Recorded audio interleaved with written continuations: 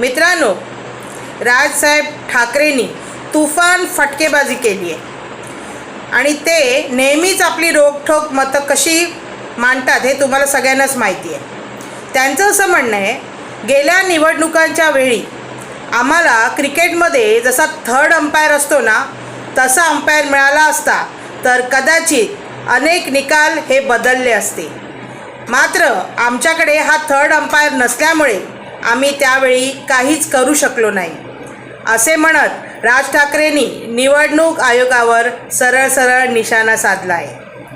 राज ठाकरे यांचं म्हणणं असं आहे की बदलत्या काळाप्रमाणे निवडणूक प्रक्रिया ही देखील बदलणं अतिशय गरजेची असते.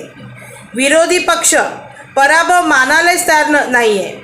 त्यांचा निवडणूक प्रक्रियेवर विश्वास नाही आहे. यासाठी निवडणूक आयोगाने योग्य ती पावले उचलणे अत्यंत गरजेचे आहे, असं राजसाहेब ठाकरे यांचं म्हणणं आहे. तुम्हाला काय वाटतं?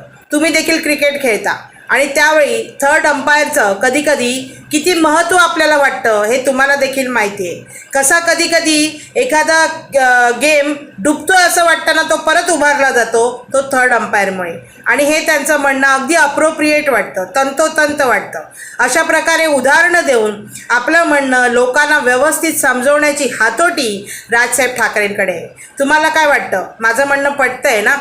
जे गुण आहेत ते आहेत आणि त्याबद्दल बोलण्याला कसला संकोच. तुम्हाला जर माझे व्हिडिओज शॉर्ट्स व्हिडिओज पसंत असतील तर लाईक करा, शेअर करा, सबस्क्राईब करा आणि तुमचं म्हणणं माझ्यापर्यंत पोचवा. मला तुमच्या कमेंट्स वाचायला खूप आवडतात.